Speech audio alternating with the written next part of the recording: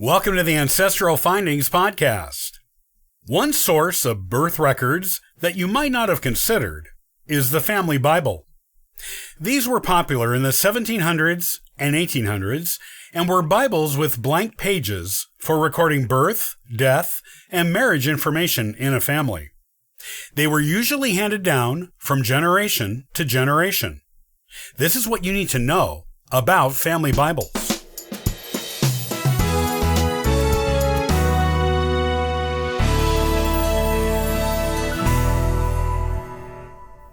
An important source of birth records that you might not think about are family Bibles. These were extremely popular in the 1700s and 1800s in both Europe and the United States. These were typically large Bibles that had interior pages on which you could record births, deaths, and marriages in your family over the generations.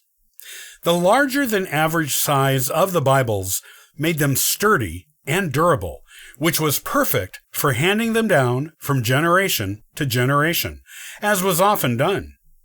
You will often find 3 or more generations recorded in a family Bible, often in different handwriting, as different people in different generations took over the job of recording events in it.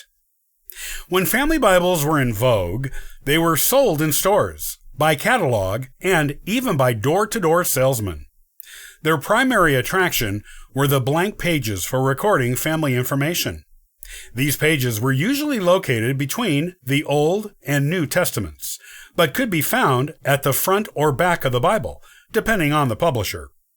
In addition to recording vital statistic information on a family, the people who kept family Bibles sometimes pasted newspaper clippings, photographs, or other two-dimensional memorabilia into them. You will find a treasure trove of information in most family Bibles. The full names of individuals were usually used, and you will be able to discover a woman's maiden name in the marriage records, for women who married into the family keeping the Bible.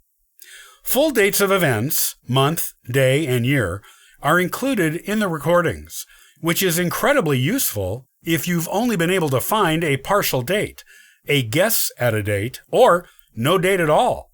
If any extra information is recorded, that is just icing on the genealogical cake.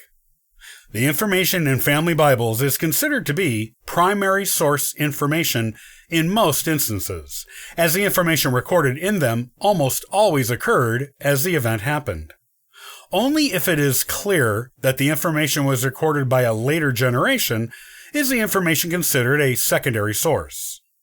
If you cannot find any official documentation on an ancestor, a family Bible will work perfectly, as it is usually kept in the same regard as an official document.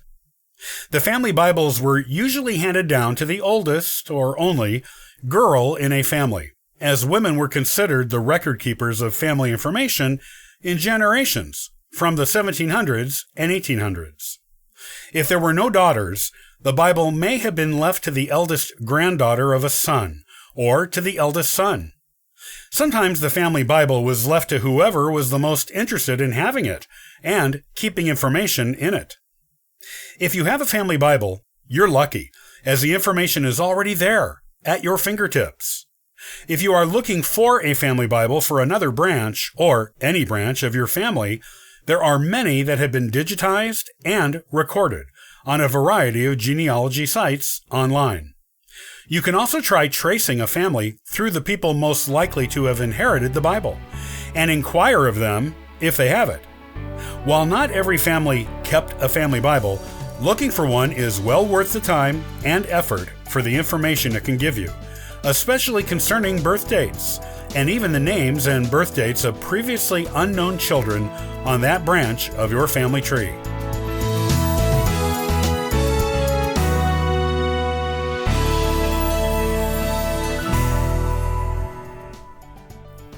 Well, thanks for listening to the Ancestral Findings podcast.